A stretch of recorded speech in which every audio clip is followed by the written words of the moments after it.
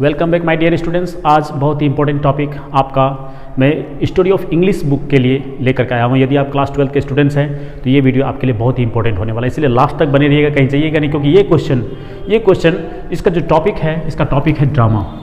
ध्यान रखेंगे, ये टॉपिक ड्रामा से बहुत सारे क्वेश्चंस ऑब्जेक्टिव और क्वेश्चन भी पूछे जाते हैं। सिर्फ इस टॉपिक से कम आपके 7 मार्क्स के क्वेश्चन पूछे जाते हैं। इसलिए प्लीज़ आपसे रिक्वेस्ट होगा कि वीडियो छोड़ के कहीं जाइएगा नहीं, स्किप मत कीजिएगा, पूरा वीडियो देखिए, क्योंकि ये आपके एग्जाम के लिए 7 मार्क्स सिक्योर करने वाला है। तो आइए स्टार्ट करते हैं फटाफट। देखिए, तो स्टोरी ऑफ ड्रामा के बारे में यदि हम जानें, स्टोरी ऑफ ड्रामा यानी ड्रामा की कहानी, तो सबसे पहले पॉइंट जो मैंने लिखा हुआ है कि इसकी ऑरिजिन में शुरुआत की दौर करें तो ड्रामा जो है comes from A Greek word. The word drama comes from A Greek word. ये ग्रीक वर्ड क्या है? ग्रीक का मतलब, ग्रीक एक स्थान है जहां पर सबसे पहले ड्रामा वर्ड का इस्तेमाल किया गया था, ठीक है, और वहीं से ये वर्ड लिया भी जाता है जो आज तक यूज हो रहा है कि drama means the things done, मतलब जो चीज़ें ऑलरेडी पहले से की गई और उसे दोबारा करने का प्रयास किया जा रहा है। कैसे? एक्टिंग करके, उसी चीज़ को एक्टिंग करके किया जा रहा है। ऐसी चीज़ों को अर्थ क्या होता है? ड्रामा। यहाँ स्पष्ट लिखा है, drama means the things done and the things it does as with acting. ठीक है, आई होप आप समझ पा रहे होंगे। चलिए आगे देखते हैं। The two word drama and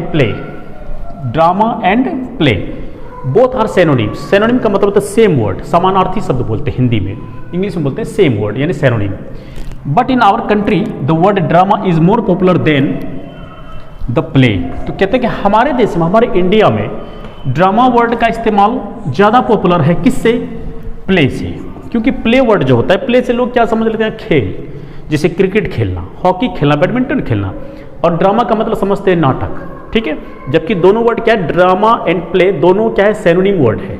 ठीक है, तो एक चीज़ ध्यान रखना है कि इस जगह से ड्रामा कहाँ से ये वर्ड लिया गया, कैसा वर्ड है, ये एग्जाम में पूछता है और 2022 में ये पूछा भी जा चुका है। आपको याद रखना है कि ड्रामा वर्ड ग्रीक वर्ड से लिया गया, ठीक है, और ड्रामा एंड प्ले जो होते हैं ये दोनों सेरोनिम वर्ड है। समझ में आ रहा है? चलिए, अब सबसे इंपॉर्टेंट पॉइंट, यहाँ से क्वेश्चन तक पूछता है एग्जाम में, वो क्या चीज़ें हैं? सबसे पहले ड्रामेटिक एलिमेंट्स पूछता है एग्जाम में कि राइट द ड्रामेटिक एलिमेंट्स, ठीक है। दूसरा ड्रामेटिक स्ट्रक्चर्स भी पूछा जाता है एग्जाम में, और टाइप ऑफ ड्रामा भी पूछा जाता है एग्जाम में। टाइप ऑफ ड्रामा, कितने प्रकार के ड्रामा होते हैं देखिए। तो ड्रामेटिक एलिमेंट में आता है प्लॉट, दूसरा है कैरेक्टर, तीसरा डायलॉग, चौथा गेस्चर, पांचवा म्यूजिक और छठा है सॉलिलॉगिस।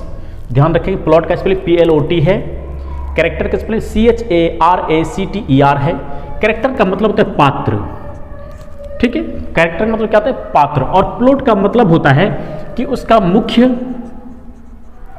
आधार कैसा है, मतलब किस आधारित है, किस चीज पर आधारित है, टॉपिक क्या है उसका। उसके बाद इसमें किस प्रकार के डायलॉग हैं, ठीक है। डायलॉग आप सभी जानते हैं कि कोई भी अगर ड्रामा होता है, नाटक होता है, तो उसमें भिन्न भिन्न कैरेक्टर के लोग अलग अलग उनका सबका डायलॉग होता है एक सिचुएशन के आधार पर। उसके बाद होता है गेस्चर, यानी चौथा जो एलिमेंट है इसका है गेस्चर है, जिसका मतलब होता है हाव भाव। हाव भाव का मतलब क्या होता है? हाव भाव का मतलब होता है जैसे ड्रामा के अंतर्गत कि अभी किस प्रकार का कैसा सीन है और हमें किस प्रकार का भाव दिखाना है। अगर मान लीजिए रोने वाला सीन है तो उसमें हंसने का तो सीन नहीं दिखाया जाता है। तो इस तरीके से हाव भाव जो होते हैं वो बहुत ज़रूरी चीज़ होता है, और ये भी एक ड्रामेटिक एलिमेंट्स का बहुत इंपॉर्टेंट एलिमेंट है। उसके बाद होता है म्यूजिक। देखिए, सिचुएशन जैसा रहता है, जैसा दृश्य रहता है, अगर रोने का दृश्य है या किसी के डेथ होने की दृश्य है तो उसमें उसका म्यूजिक दिया जाता है। अगर खुशी का माहौल होता है तो वैसा म्यूजिक दिया जाता है। और छठा पॉइंट होता है सॉलिलॉगिस, इसमें स्वागत भाषण रहता है, ठीक है। चलिए, अगला जो पॉइंट है वो हमारा है ड्रामेटिक स्ट्रक्चर। क्या है वो हमारा? Dramatic structure. ड्रामेटिक स्ट्रक्चर के अंतर्गत सबसे देखिए, स्ट्रक्चर का क्या मतलब होता है कि जब कभी कोई ड्रामा तैयार होगा, यदि ड्रामा लिखा जाएगा तो उसमें क्या क्या चीज़, उसका सिस्टमेटिक स्ट्रक्चर क्या होना चाहिए, कैसे दिखाया जाना चाहिए, नहीं, ठीक है। मैंने इस ड्रामा का स्ट्रक्चर क्या होता है, वो कैसे दिखाया जाना चाहिए। तो सबसे पहले कहता है कि एक्सपोजिशन का मतलब होता है स्पष्टीकरण, यानी स्पष्ट तरीके से ये आपको सबसे स्टार्टिंग में दिखाना पड़ेगा कि हमारा ड्रामा कैसा है, ठीक है, क्या होने वाला है इसमें।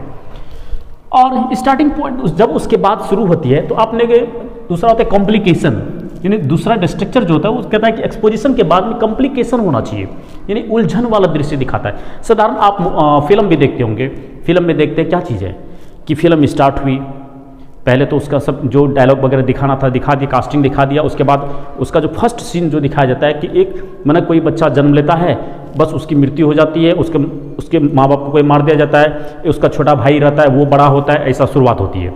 तो यहाँ उलझने आती है, ठीक है। फिर उस उलझन को समझाने के सुलझने के बाद अगला क्राइसिस दिखाना होता है, यानी विपत्ति दिखाना, तो छोटी विपत्ति जिसे कंप्लीट करने के बाद फिर कहानी क्या होती है, आगे बढ़ती है।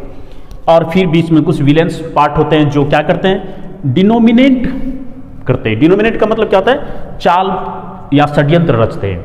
उस चाल या षड्यंत्र को हम लोग शो करते हैं नाटक के दौरान में, और उसके बाद दिखाता है कि उस चाल और षड्यंत्र की वजह से बड़ी आपत्ति आता है, जिसको कैटास्ट्रॉफ बोलते हैं। क्या बोलते हैं, कैटास्ट्रॉफ। और कैटास्ट्रॉफ ये सारी चीज़ें होने के बाद जब बड़ी आपत्ति आती है तो लास्टली कंक्लूजन निकलता है, कुछ निर्णय कुछ निष्कर्ष दिखाते हैं जिसको बोलते हैं कंक्लूजन, ठीक है। तो जब ये भी एक नाटक लिखा जाता है, जब भी एक नाटक लिखा जाता है, एक्ट लिखा जाता है, तो स्पष्टीकरण, उलझन, विपत्ति, षड्यंत्र, बड़ी आपत्ति, निर्णय, निष्कर्ष, ये सब चीज़ रहता है। इसी को इंग्लिश में बोलते हैं ड्रामेटिक स्ट्रक्चर्स। और ड्रामेटिक स्ट्रक्चर सबसे पहले exposition, complication, crisis, denouement, catastrophe and conclusion, ठीक है। इस चीज़ को बिल्कुल आप कॉपी में नोट कर लीजिए क्योंकि एग्जाम ये पूछा जाता है। चलिए अगला देखते हैं टाइप ऑफ ड्रामा। आखिर ड्रामा होता कितना प्रकार का होता है, ठीक है। तो सबसे पहला जो टाइप ड्रामा लिखा हुआ है ट्रेजेडी। ट्रेजेडी का मतलब होता है दुखांत नाटक। देखिए दूसरे टाइप का जो ड्रामा है उसका नाम है कॉमेडी। कॉमेडी ड्रामा ऑलरेडी क्या होता है कि इसमें सुखांत टाइप का नाटक होता है, यानी कि इसमें स्टूडेंट्स जब कोई भी व्यक्ति जब इस टाइप के नाटक को देखता है तो ऑलरेडी उसे बहुत ही जॉयफुल फील होता है, यानी कि बहुत ही मज़ा आता है देखने में। और तीसरे टाइप का जो ड्रामा है वो है ट्रैगिक कॉमेडी, यानी दो इसमें ट्रेजेडी और कॉमेडी दोनों टाइप का मिक्स होता है इस प्रकार के नाटक में। इसमें दुख और सुख दोनों टाइप का कंपोजिशन होता है।